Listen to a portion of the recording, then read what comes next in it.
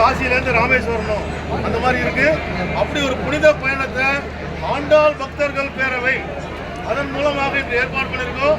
ஸ்ரீ ஆண்டாள் சொக்கலிங்கம்ஜி அவங்க விஸ்வ இந்து பரிஷத்துடைய மாநில தலைவராக இருக்கிறாங்க. அந்த ஆண்டாள் பக்தர்கள் பேரவை சார்பாக இன்று ஒரு முழு ரயில் இங்கேருந்து காசி, கயா, நம்முடைய அயோத்தி, திருவேணி சங்கமம் இந்த பகுதியெல்லாம் போயிட்டு வர மாதிரி ஏற்பாடாக இருக்கு. அந்த துவக்க நிகழ்ச்சிக்கு நம்முடைய பெரியவங்கெல்லாம் இங்கே வந்திருக்கிறாங்க. அவங்க எல்லாரையும் அறிமுகப்படுத்துறதுல மிகவும் மகிழ்ச்சி அடைகிறேன். நம்முடைய முன்னாள் மத்திய அமைச்சர் நம்முடைய பொன் ராதாகிருஷ்ணன்ஜி அவங்க வந்திருக்கிறாங்க. அவங்க நமக்கு வந்திருக்கிறது ரொம்ப சந்தோஷமான விஷயம். நம்முடைய ஹெச் ராஜாஜி அவங்க தேசிய செயலாளர் அவங்க வந்திருக்கிறாங்க. நம்முடைய முன்னாள் மேதகு ஆளுநர் தமிழிசை அம்மா வந்திருக்காங்க. அவங்க அந்த கூட்ட நெரிசலில் மக்களுக்கு செல்ஃபி கொடுத்துட்டே இருக்கிறாங்க. அவங்களும் இப்போ வந்துடுவாங்க.